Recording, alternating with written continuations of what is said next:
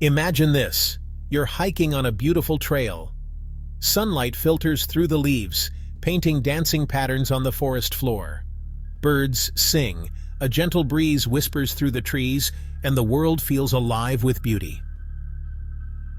But then, the path behind you disappears. You turn in a circle, panic rising in your chest.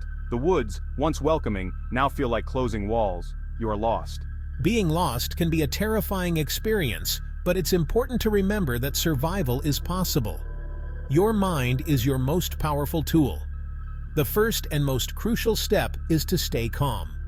Take a deep breath and remind yourself that panicking will only cloud your judgment. You need a clear head to assess your situation and make rational decisions. Look around you. Are there any familiar landmarks? Can you retrace your steps even a short distance? Listen carefully. Can you hear the sound of traffic, running water, or anything else that might indicate civilization? These initial observations can provide valuable clues and help you regain your bearings. The wilderness can feel vast and unforgiving, especially when you're alone and disoriented. It's easy to give in to fear, but remember this: your mindset can be your greatest ally or your worst enemy. Choose to make it an ally. Panic will drain your energy, cloud your judgment, and make it harder to focus on finding solutions. Instead of letting fear take over, focus on what you can control. You can control your breathing. You can control your thoughts. Take deep, slow breaths, counting each inhale and exhale. This simple act can calm your nervous system and bring clarity to your mind. Remember, survival is not about brute strength or luck. It's about resourcefulness, adaptability, and a will to live. You have inner strength, even if you don't feel it yet. Tap into that strength. Believe in your ability to overcome this challenge. This belief will be your guiding light in the hours and days ahead. Once you've calmed your mind and taken stock of your surroundings, it's time to focus on getting found. Signaling for help is crucial, and there are several techniques that can increase your visibility and audibility to potential rescuers. If you have a mirror, use it. A mirror can reflect sunlight for miles, acting like a beacon to search parties. Angle the mirror to catch the sun's rays and sweep it back and forth slowly. Even a small piece of reflective material like a candy wrapper or a watch face can be used to signal. A whistle is another essential signaling tool. 3 sharp blasts, the universal distress signal, can carry much farther than your voice alone. Repeat the signal at regular intervals, especially if you hear any sounds that might indicate approaching help. Remember, the key is to make yourself as noticeable as possible. As daylight fades and the temperature drops, having a shelter becomes crucial for protection from the elements. It provides warmth and a psychological boost, creating a sense of security in an uncertain situation. Look for natural shelters first: a rock overhang, a dense stand of trees, or a fallen log that can provide a windbreak. If you can't find one, build a shelter. A simple lean-to is effective and easy to construct. Prop a sturdy branch against a tree trunk or rock face, then layer branches, leaves, and debris to create a barrier against wind and rain. Insulation is key. Line the floor with leaves, pine needles, or dry moss to create a barrier between your body and the cold ground, conserving body heat. Water is essential for survival. Dehydration can set in quickly, leading to fatigue, disorientation, and even death. Finding a safe and reliable water source should be a top priority.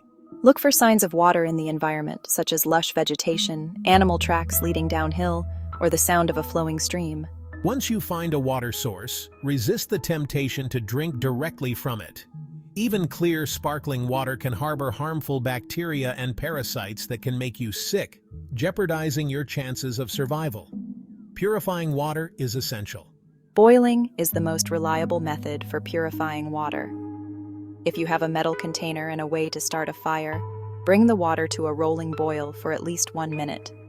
This will kill most harmful organisms. If boiling isn't possible, you can use a water filter or purification tablets if you have them. Fire is a beacon of hope in the wilderness. It provides warmth, a way to cook food, a signal to potential rescuers, and a huge morale boost. Knowing how to start a fire can mean the difference between a comfortable night and a shivering, anxious one. If you have matches or a lighter, keep them dry and use them sparingly. Try to start your fire on the first strike, as every failed attempt wastes precious resources. Choose a dry, sheltered spot for your fire and gather fine, dry tinder like shredded bark, dry grass, or bird nests. If you don't have matches or a lighter, don't despair. The bow drill method, an ancient fire-starting technique, can be surprisingly effective with practice. This method involves spinning a wooden spindle against a wooden fireboard using a bow and socket. It takes patience and perseverance, but the reward of a crackling fire is well worth the effort. While finding food might not be an immediate concern, it's important to remember that your body needs fuel to function, especially in a survival situation. The wilderness can offer a surprising abundance of edible plants and insects, but it's crucial to know what you're looking for. Never eat anything you can't positively identify as safe for consumption. Some common edible plants include cattail roots, dandelion greens, and wild berries. However, many plants can be poisonous, so if you're unsure, it's best to err on the side of caution. Look for field guides or online resources that can help you identify edible plants in your region. Insects might not sound appetizing, but they're a surprisingly good source of protein. Grasshoppers, crickets, and ants are generally safe to eat. Remove any hard parts such as legs and wings and cook them thoroughly before consuming.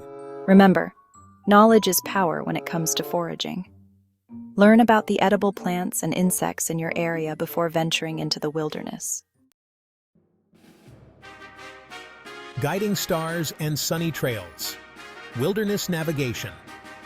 If you've been unable to signal for help and need to find your way back to civilization, basic navigation skills are essential. Without modern tools like a compass or GPS, you'll need to rely on the sun and stars for guidance. During the day, the sun can help you determine direction. The sun rises in the east and sets in the west. To get a rough sense of direction, find a stick and place it upright in the ground. Mark the tip of the stick's shadow with a stone. Wait about 15 minutes, and mark the new position of the shadow's tip with another stone. The line between the two stones will roughly indicate east to west, with east being the direction of the first shadow mark. At night, look for the North Star, which is part of the Little Dipper constellation. The North Star always points north. By identifying the North Star, you can orient yourself and choose a direction to travel. Courage. Under the open sky. Facing fear with knowledge. Being lost in the wilderness can trigger primal fears of the unknown.